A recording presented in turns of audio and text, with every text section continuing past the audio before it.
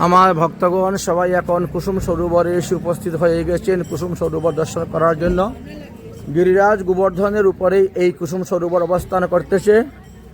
বিশ্বভানু রাজনন্দিনী শ্রীমতী রাধারানী সমস্ত সখীদেরকে নিয়ে আসতেন এই কুসুম সরোবরে এবং কুসুম সরোবরে এসে তিনি পুষ্প চয়ন করতেন। এই হলো সেই কুসুম সরোবর, আপনাদেরকে দর্শন করাচ্ছি। আমাদের ভক্তরা এসে যাচ্ছেন কুসুম সরোবর দর্শন করার জন্য। আপনি এখানে রাধারানীর চরণ চিহ্ন আছে। রাধারানী বংশী চুরিয়ে গোবিন্দের বংশী চুরি করেছিলেন রাধারানী এই স্থানে। বংশী চুরি লীলা রাধাকুণ্ডে গিয়ে তারপরে অন্যান্য লীলা হয়েছিল। তো এইখানে প্রচুর পরিমাণ কুসুম পুষ্প ছিল, এই জন্য কুসুম সরোবর নাম। এই সরোবরের মধ্যে একটি পরশমণি আছে, যে পরশমণিটি সনাতন গোস্বামীর কাছে ছিল। সনাতন গোস্বামী কাশীর এক বিপ্রকে দান করেছিলেন। সেই পরশমণির কাশীর বিপ্র এখানে ফেলে দিয়েছিলেন। রাজা আকবর এই পরশমণি তোলার জন্য 4টা হাতি ছেড়েছিলেন, লোহার শিকল গলার মধ্যে বেঁধে।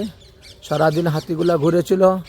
সন্ধ্যার সময় যখন হাতিগুলা উঠল জল থেকে, তখন একটা হাতির গলার লোহার চেনটি সোনা হয়ে গেছিল, সুবর্ণ হয়ে গেছিল। তার থেকে প্রমাণিত হলো যে এই জলের মধ্যে এখনও পরশমণি অবস্থান করতেছে। যাই হোক, শ্রীমতী রাধারানীর চরণচিহ্ন ওই যে বড় মন্দিরটি আছে, মন্দিরের ভিতরে আছে। আর এই যে বাম দিকে দেখতে পাচ্ছেন, এইখানে উদ্ধব 1 মাস ব্যাপী ভাগবত সপ্তাহ করেছিলেন। উদ্ধব কুণ্ড পারে আছে, আমরা যখন পরিক্রমা করে আসবো তখন ওইদিকে। আর এদিকে হলো এইখানে উদ্ধব 1 মাস ব্যাপী ভাগবত সপ্তাহ করেছিলেন এই স্থানেতে। দর্শন করাচ্ছি আপনাদেরকে। এইখানে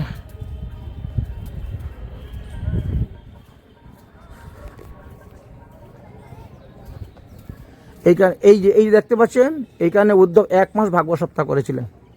সর্বপ্রথম ভাগবত এখানে হয়েছিল 1 মাস। একটু জল নেন, একটু জল মাথায় নিয়ে একটু আচমন করে একজনের জল নিয়ে আসলি হলো। হ্যাঁ,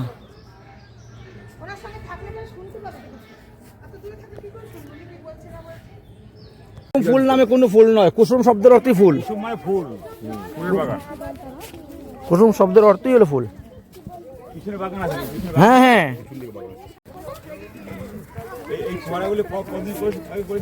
ওইগুলো সন্ধ্যার সময় চলে, ছিল এই 4-5 বছর হয়ে গেল। হ্যাঁ হ্যাঁ,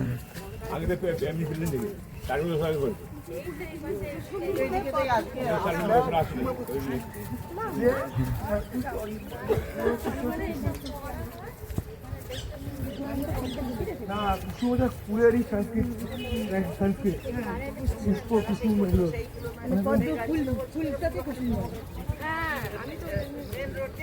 এগুলো পিছনে ফুলের বাগান।